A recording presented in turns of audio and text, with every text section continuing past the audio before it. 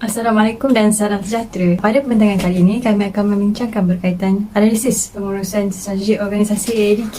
Kumpulan kami terdiri daripada 6 orang, iaitu Wan Zainul Hayati binti Musa, Muhammad Subhi bin Cik Pa, Muhammad Firdaus bin Zainal, Nurmaisa Asikin binti Yahaya, Muhammad Hafzani Zambir Ramli, dan saya sendiri Nurul Syahidah binti Jalani, nombor matrik 2588813. Assalamualaikum warahmatullahi wabarakatuh. Saya Muhammad Firdaus bin Zainal, nombor matrik 258684, yang mana saya akan membahaskan tentang pengenalan definisi pengurusan strategik. Sebuah organisasi memerlukan 4 komponen penting yang dikenali sebagai POLC, iaitu terdiri daripada planning, organizing, leading dan controlling. Manakala strategi pula boleh dikaitkan dengan rancangan dan disusun, kemas dan teratur. Pengurusan strategi merupakan perkara asas dalam menjamin keberkesanan dalam kejayaan melaksanakan sebarang pengoperasian sebuah organisasi. Selain itu, elemen pengurusan strategi yang baik merupakan elemen penting dalam setiap pekerja atau pemimpin dalam organisasi. Organisasi yang kami pilih ialah agensi anti-dadah kebangsaan, yang mana kerajaan menguasakan Akta Dadah Bahaya 1952 bagi membenteras penyalahgunaan dadah. Dalam mengusaha untuk menelaraskan kuasa undang-undang, pada tahun 1972, Pusat Biro Narkotik bertanggungjawab untuk mengawal dan mengawasi. Dalam masa sama, biro ini dibubarkan dan ditukar nama pada Urus Setia Dadah pada 1979 dan digantikan pula dengan Pasukan Petugas Anti Dadah pada tahun 1983. Dan pada 2004, Akta Agensi Anti Dadah Kebangsaan ditubuhkan dan menukar nama agensi ini kepada Agensi Anti Dadah Kebangsaan AADK, yang diletakkan di bawah Jabatan Kementerian Keselamatan Dalam Negeri.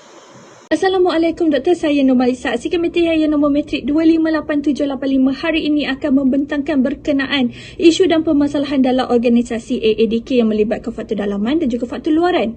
Okey, faktor dalaman yang kita kaji adalah 3, iaitu kekurangan dan ketidakcekapan pegawai AADK dan pegawai NGO yang telah dilantik. Okey, ini bermaksud pegawai yang telah dilantik ini mereka kurang pengalaman dan kurang pendedahan berkenaan ilmu dengan penyalahgunaan dadah sebelum mereka memberikan perkhidmatan kepada masyarakat luar. Ini kerana masih terdapat pegawai berkenaan belum menghadiri kursus bidang penyalahgunaan dadah ini. Yang seterusnya adalah kekurangan sumber manusia dalam agensi AADK ini apabila ada pegawai yang keluar ke jabatan lain ataupun pencen, namun waran pejawatannya masih kosong dan tidak diisi oleh JPA. Seterusnya adalah tahap integriti pegawai AADK yang terlibat dalam salah guna kuasa. Okey, mereka terlibat dalam gejala rasuah terutamanya, dan ini dibuktikan apabila beberapa pegawai AADK telah dihadapkan ke muka peradilan dan dijatuhkan hukuman didakwa serta dibuang kerja akibat daripada menerima suapan daripada masyarakat luar ini waktu mereka menjalankan tugas hakiki.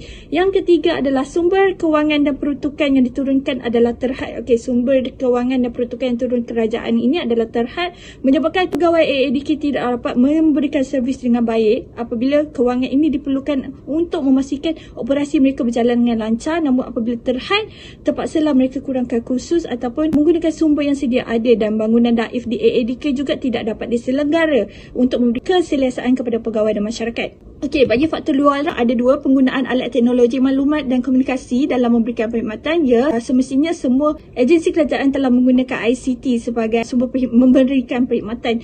Okey, namun golongan tua ataupun golongan luar bandar mereka mempunyai masalah berkenaan guna sistem ini walaupun memudahkan pegawai AADK.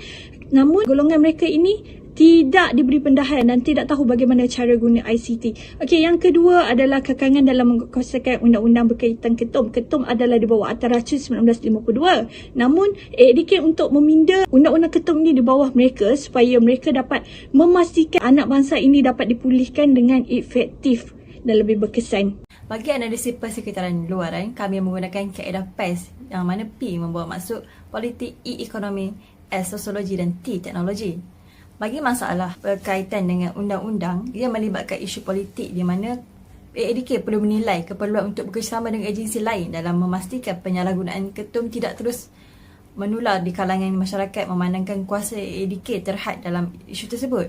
Dari aspek ekonomi pula, AADK perlu mengkaji dan meneliti segala sumber yang diperolehi untuk pengoperasian AADK supaya semua dana atau sumber yang diperolehi tidak dibazirkan. Selain itu, dari aspek sosiologi pula, AADK perlu menilai dan meneliti sejauh manakah masyarakat mengetahui peranan AADK terhadap masalah penagihan dan perawatan penyalahgunaan dadah termasuk penyalahgunaan ketum.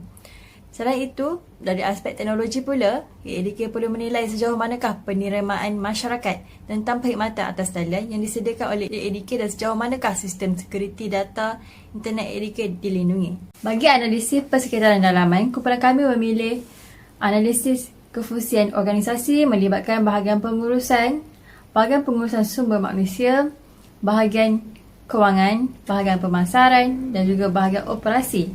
Bagi bahagian pengurusan, adalah perlu untuk pihak pengurusan mengatur program-program keagamaan dan meningkatkan penilaian terhadap setiap kekitangan supaya gejala salah laku seperti rasuah dapat dikurangkan.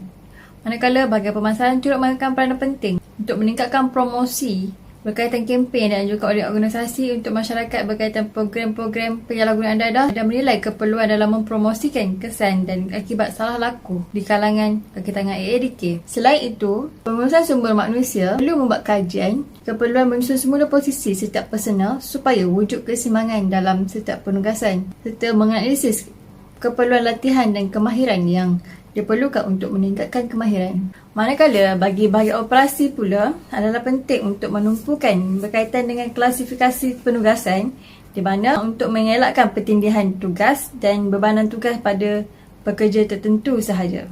Manakala berkaitan kewangan pula, bahagian kewangan organisasi perlu menganalisis keperluan untuk memperbaiki kualiti dan kekerapan audit supaya ketirisan kewangan dapat dielakkan. Assalamualaikum warahmatullahi wabarakatuh. Saya Wan Zainur Rahayati binti Isa, matrik nombor 257770. Bagi mengenal pasti kekuatan dan kelemahan serta peluang dan ancaman yang dihadapi oleh organisasi AADK, kami telah memilih analisis SWOT. Menurut pandangan Freddy Rangkuti 2000, analisis SWOT adalah proses mengenal pasti faktor dalaman dan faktor luaran yang mempengaruhi tindakan atau pelaksanaan sesuatu strategi yang dilakukan oleh sesebuah organisasi untuk mencapai visi, misi dan matlamatnya.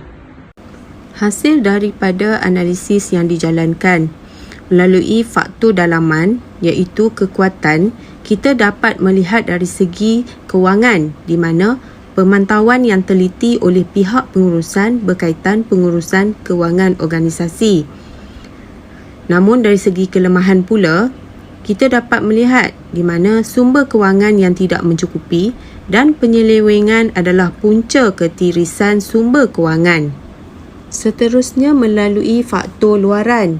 Dari segi peluang, kita dapat melihat melalui penguatkuasaan di mana AADK mencadangkan pindaan undang-undang dan kajian semula berkaitan penyalahgunaan ketum serta menjalinkan kerjasama dengan agensi lain seperti PDRM. Namun ancaman yang dapat dilihat ialah di mana AADK sukar untuk membuat dan menggubal undang-undang sedia ada. Assalamualaikum dan salam sejahtera. Saya Muhammad Subhi bin Cik Pa, nombor matrik 258656. Di sini saya akan menjelaskan beberapa cadangan berkaitan faktor dalaman organisasi. Di sini saya gariskan 3 poin, iaitu poin yang pertama ialah penyusunan semula organisasi. Penyusunan semula organisasi ini sangat penting untuk sebuah organisasi itu terus bekerja dengan lebih sistematik. Dengan adanya pekerja-pekerja yang berkemahiran dan diletakkan di tempat yang betul akan menghasilkan kesempurnaan di dalam setiap tugasan yang diberikan.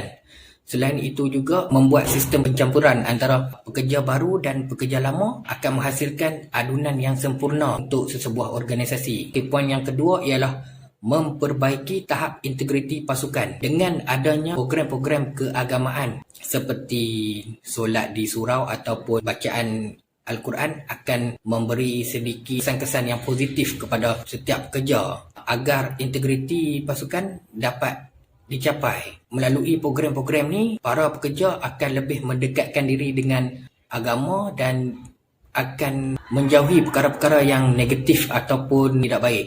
Okey, poin yang ketiga ialah menguruskan sumber kewangan dengan lebih cekap. Ini bermaksud setiap organisasi itu perlu memilih program-program yang penting sahaja untuk didahulukan. Jadi bermaksud kalau AADK ni dia untuk membasmi ataupun membenteras penyalahgunaan dadah, maka dengan sumber kewangan yang terhad, kita memfokuskan kepada membenteras penyalahgunaan dadah.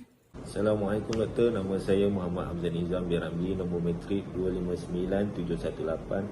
Saya akan bercakap berkenaan cadangan berkaitan faktor luaran. Terdapat dua cadangan, iaitu yang pertama, langkah mengoptimalkan kepenggunaan alat dan teknologi media massa. Yang kedua, kerjasama dari pelbagai agensi. Faktor luaran yang pertama, penggunaan alat maupun teknologi dalam penyebaran perkhidmatan AADK dengan cara yang lebih meluas supaya masyarakat lebih mengenali AADK. Cadangan ialah latihan ICT, aplikasi mesra pengguna, dan pastikan sistem sentiasa mempunyai perisian perlindungan yang tinggi untuk menghalang ancaman virus dan penggodam. Cadangan yang kedua pula ialah kekalangan dalam menguatkuasakan undang-undang yang lemah berkaitan penyalahgunaan ketum yang berada di bawah Akta Racun 1952 di bawah bidang agensi lain sering kali diadukan pada AADK. Cadangannya ialah bekerjasama dengan agensi lain seperti PDRM untuk sama-sama mencegah penyalahgunaan ketum sementara pihak kerajaan menggubal akta yang lebih ketat. Kesimpulannya, pengurusan strategi sangat penting kepada semua pemimpin atau pengurus dalam menentukan hala tuju organisasi berdasarkan matlamat yang telah ditetapkan oleh organisasi untuk jangka masa panjang atau jangka masa pendek.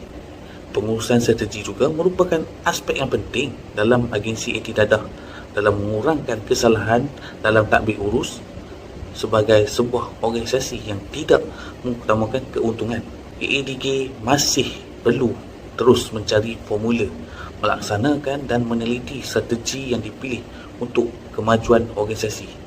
Hal ini dapat memberikan jaminan kepada AADK untuk kekal relevan dan diperlukan oleh kerajaan dan masyarakat bagi memerangi najis dadah yang merupakan musuh utama negara.